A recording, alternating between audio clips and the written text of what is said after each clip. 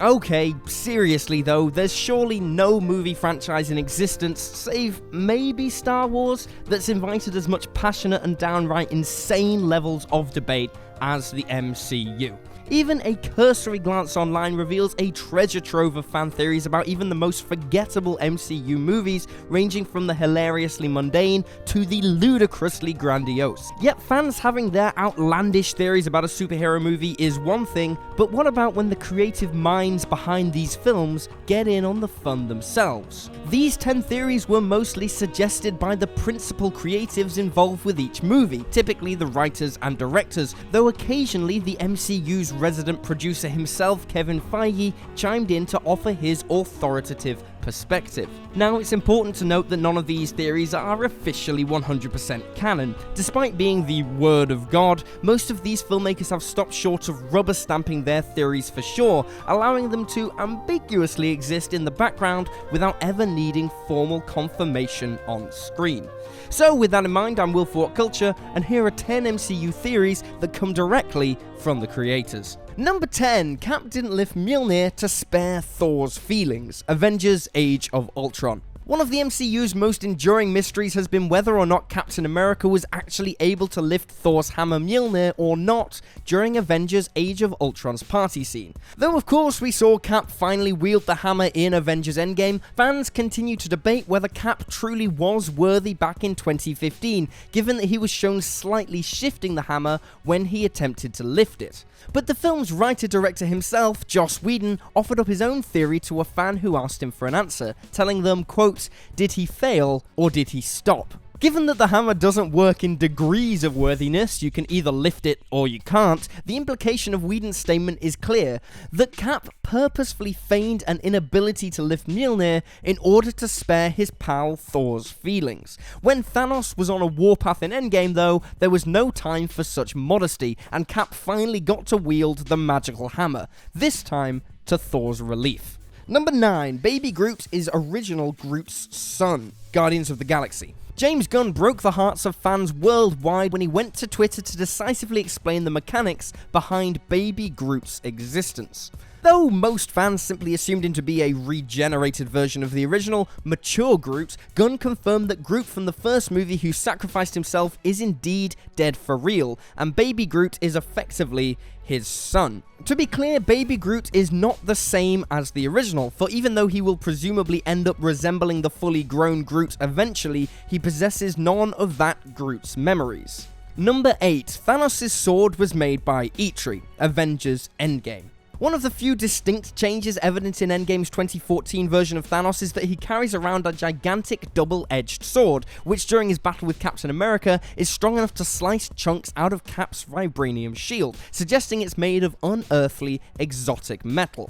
On the director's commentary for Endgame, Joe Russo floats his own theory about the origins of the colossal weapon, remarking, quote, "Well, Thanos clearly knew of EITRI." The implication is, of course, that EITRI, the king of the dwarves who created both the Infinity Gauntlet and Stormbreaker, built Thanos' huge sword. Better still, Endgame screenwriters Christopher Marcus and Stephen McFeely quickly concurred with Russo, providing fans with an explanation that's about as canonical as they get, even if it's technically not official. Number 7, Peter Parker met Tony Stark as a child, Iron Man 2. A fan theory started doing the rounds in 2017 that Peter Parker actually had a cameo in the MCU many years before the character was ever introduced. The theory dictates that Parker was the young boy who stands his ground against a hammer drone at the Stark Expo in Iron Man 2. Between the expo taking place in Parker's home borough of Queens, the ages lining up perfectly, and Peter obviously having an interest in science from a young age, it slots together very neatly. It wasn't long before Tom Holland confirmed the theory himself, but things got even more interesting when Spider-Man Homecoming's director John Watts declared that he'd actually come up with the theory himself while in pre-production on Homecoming. Number 6, Loki was mind-controlled by Thanos, the Avengers. This theory about the original Avengers movie wasn't fielded out by Joss Whedon or Kevin Feige in a random interview, but quietly introduced by Marvel as a whole in a way that fans barely noticed. But some certainly did, as perusal of Marvel's official character bio for the MCU's Loki seems to confirm that he was himself subject to the very same mind control he inflicted on others through the scepter given to him by Thanos. The bio says, quote, "Gifted with a scepter that acted as a mind control device, Loki would be able to influence others. Unbeknownst to him, the scepter was also influencing him, fueling his hatred over his brother Thor and the inhabitants of Earth." Loki's inherent penchant for mischief was amplified by the scepter, and it totally vibes with the fact that Loki seems to cool off his villainy in subsequent movies once the Mind Stone is taken out the equation.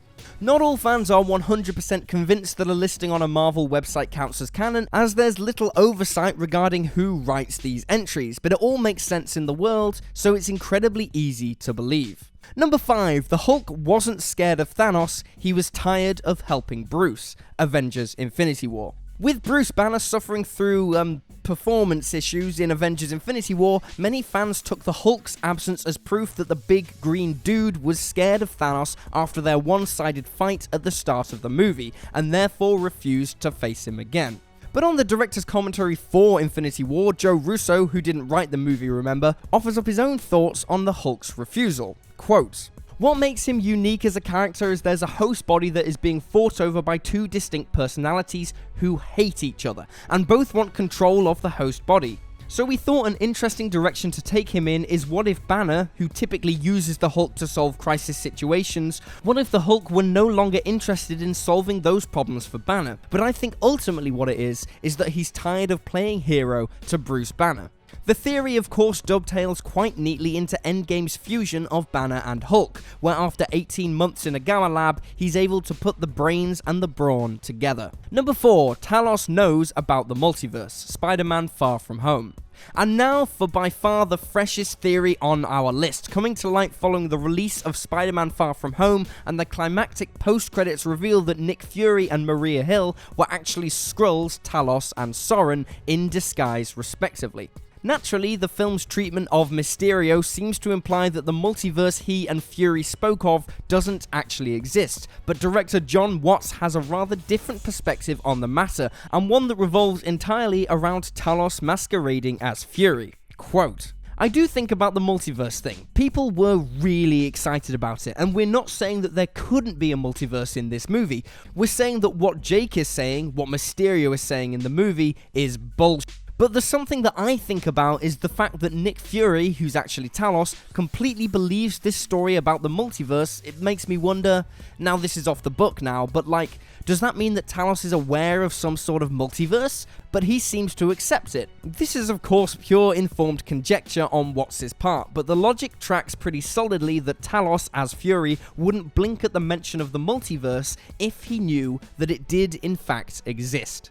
Number 3, the Infinity Gauntlet is used by wishing, Avengers Endgame. The precise mechanics of the Infinity Gauntlet aren't ever really made clear during either Infinity War or Endgame, beyond its potential to wreak major havoc or bring about miraculous repair depending on who might be wearing it. But in post-Endgame, the Russos have discussed the nature of the gauntlet at considerable length, while offering up their own opinion on quite how it all works. For starters, when asked about how Tony Stark was able to obliterate Thanos' army without killing 2014 Gamora, who was technically a member of his army, Anthony Russo said, quote, "The argument could be that Tony wished away all the evil, the enemy," while pondering what that meant for Gamora, who, per a deleted scene, is shown to be still alive following Stark's finger snap. But in more overt terms, Kevin Feige talks about the wish aspect of the Infinity Gauntlet when addressing how the Hulk managed to undo the blip and return all the dusted victims safely back to Earth. He said, quote,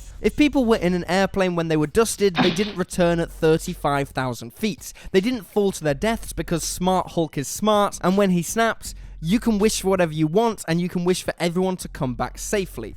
Done." While many fans speculated that the gauntlet simply reacted to whatever the user's wish was in that precise moment, the movies have been relatively cagey about confirming quite how it works, so it's nice to hear a response that's as close to as official as you could ask for. Number 2, there were always two Caps in the MCU, Captain America Civil War. Surely the most debated aspect of Avengers Endgame is the ambiguity over Steve Rogers traveling back in time to live out a happy, normal life with Peggy Carter. Did he end up living out his life in the original MCU timeline, or did he create a parallel timeline by traveling back?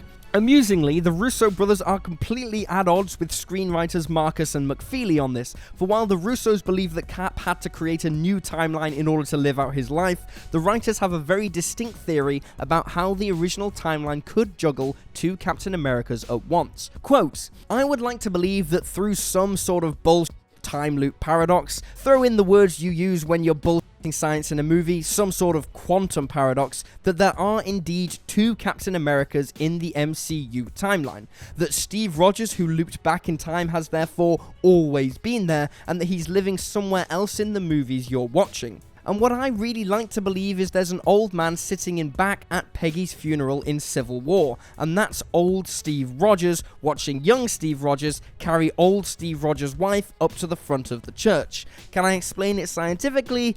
Not really, no. It's a fascinating, brain-scrambling idea, especially as an elderly gentleman bearing a decent resemblance to old Cap can be seen as acting as one of the pallbearers for Peggy's coffin in Captain America Civil War. This is one of those wonderful things that will likely never get a formal on-screen confirmation either way, but there's enough there for fans to subscribe to whichever version they prefer. If there really are two Caps on Earth during the entire MCU though, it sure does recontextualize the franchise in a fascinating way. Number 1, Gamora's soul was trapped in the Soul Stone, but not really. Avengers Infinity War. This is an especially fun one because it saw the Russo brothers hurriedly confirm a major aspect of Infinity War's plot, only to have to walk it back days later after they realized it had been misrepresented by the internet at large. While holding a Q&A at Iowa City High School on the week of the release, the Russos were asked about Thanos' brief post-snap interaction with young Gamora. Joe Russo effectively suggested that Gamora was trapped inside the Soul Stone, which many fans interpreted to mean the pocket dimension from the comics known as Soul World. But following the online hubbub over what this implied for victims of the snap, that they were also sent to the Soul World rather than actually being erased from existence, Russo had to offer a corrective to his prior remark. Quote, "That moment when he clicks his fingers sends him into the ethereal plane inside of the Soul Stone where, as a part of his quote-unquote hero's journey in the film, he has one last moment to convey a sense of guilt about what he's done. It illustrates what a complicated character Thanos is.